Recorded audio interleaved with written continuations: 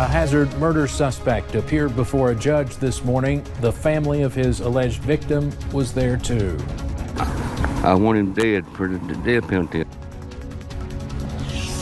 Coming up, the Perry County Fiscal Court approved a resolution that could possibly bring around 400 jobs to the region. I'll have much more details on that coming up. After a dreary and hot few days, we're getting a much-needed break from the summer heat and the rain. I'll have your full forecast. Mountain News at 6 is on the air. Dedicated to Eastern and Southern Kentucky, this is WYMT Mountain News at 6. A Hazard murder suspect pleaded not guilty in his first court appearance this morning. Anthony Lewis is charged with the murder of Marlena Holland Hurt.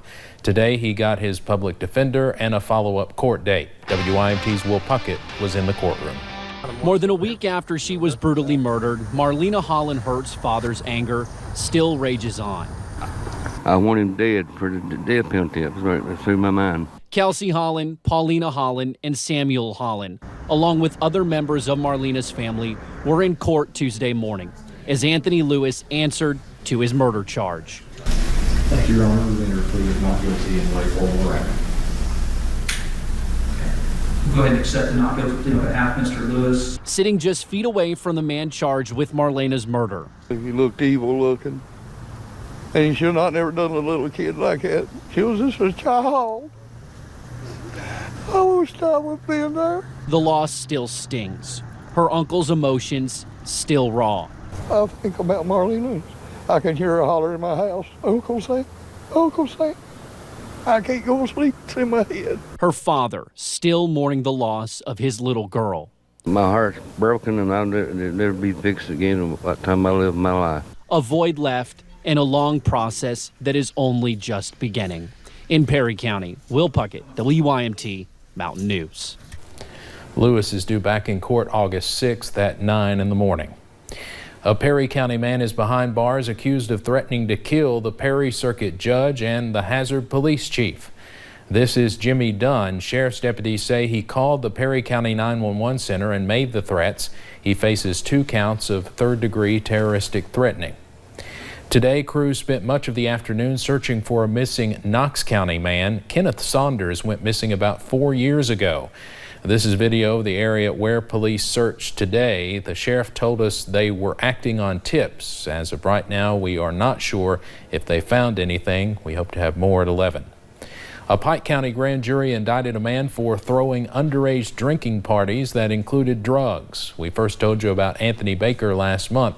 He faces unlawful transaction with a minor and wanton endangerment charges. Today we learned the Attorney General's office is involved in the investigation. Officials say the youngest person attending those parties appears to have been 15. Baker is due back in court July 31st. More than 400 jobs could be on the way to eastern Kentucky, specifically Perry County. The groundwork for this was laid today in a special meeting of the Perry County Fiscal Court. Now, this is not guaranteed, but negotiations can begin. WYMT's Connor James explains. It was in a special session of the Perry County Fiscal Court today where the Fiscal Court approved a resolution that gave Judge Executive Scott Alexander the ability to enter negotiating with a company that could potentially bring more than 400 jobs to the region. Now, Judge Executive Alexander said he couldn't go into too much detail on who the company was, but could say the company would bring well-paying jobs. He also mentioned that the company would be coming to the Coalfields Industrial Park. And although it's just the negotiating phase, Alexander says he's still incredibly excited about the possible opportunity. It's another exciting day. We don't have them yet, but we're at the table talking with them, and that's what the meeting was about today. Now, although this is not set in stone, 400 was kind of the minimum for the amount of jobs it would bring. He says there's potential for much more than just that. I'm in Perry County, Connor James, WYMT Mountain News. We'll have more on this coming up at 11, including looking at how local businesses that are already here are preparing for the possibility of hundreds of jobs and how that could help them. In Leslie County, we now know when a woman charged in a deadly DUI crash will be back in court. Alyssa Noble's trial was delayed earlier this month. Noble actually bonded out of jail. She faces murder, assault, and DUI charges in connection with a 2017 crash that killed Paige Hayes. She'll be back in court September 4th.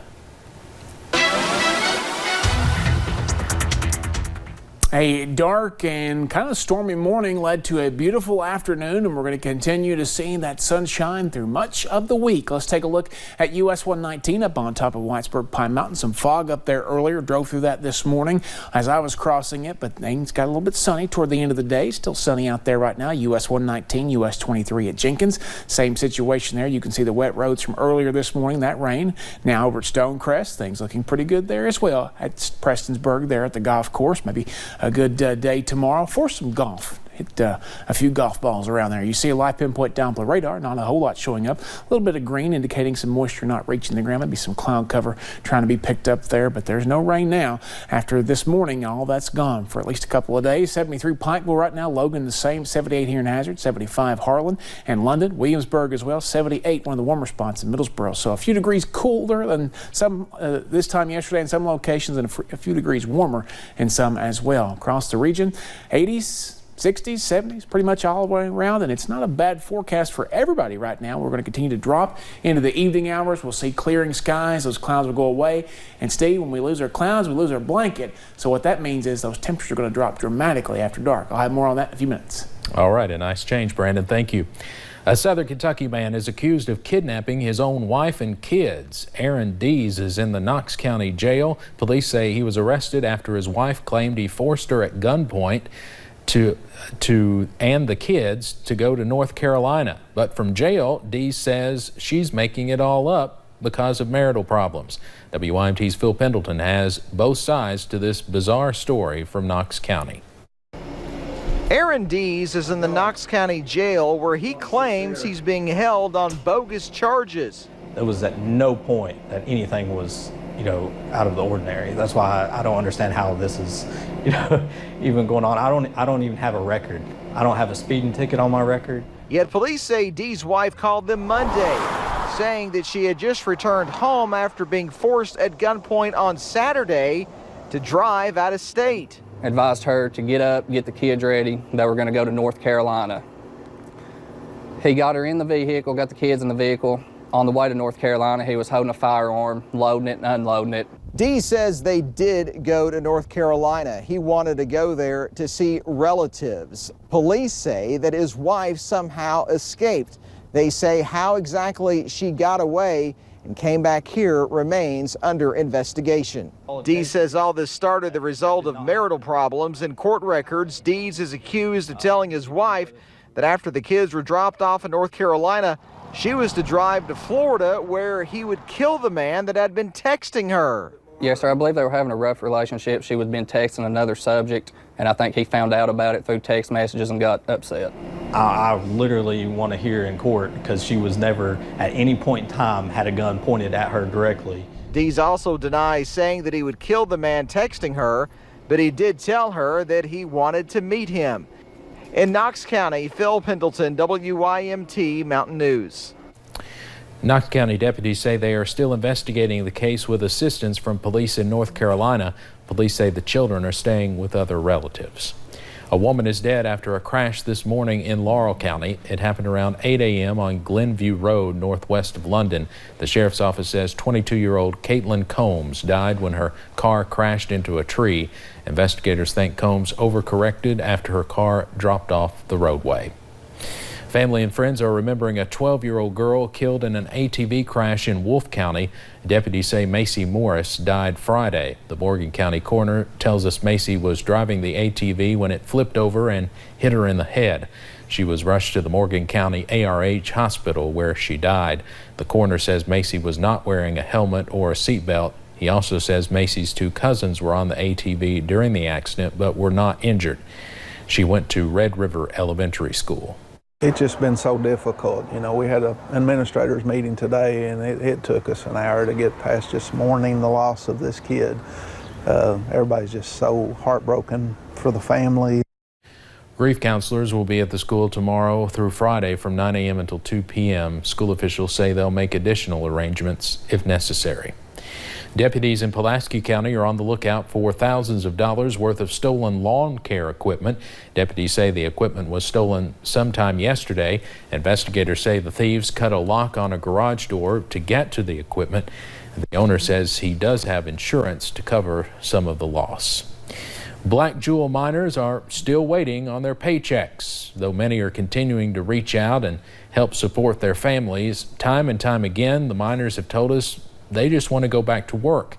Officials in Harlan County say a company is bringing opportunities to make that hope a reality. WYMT's Hannah Reynolds talks to Judge Executive Dan Mosley about what the offer could mean for those miners. Black Jewel miners have been out of work for weeks, and for many, that's the only thing on their mind. Well, I've been mining for 11 years. Even when I was in high school, I had a job. So now I don't know really what to do or where to turn to or where to go. I just want to go back to work. In a fiscal court meeting Tuesday morning, Judge Executive Dan Mosley announced that hope might soon be a reality for several of those miners. There will be a job fair in this room on August 1st.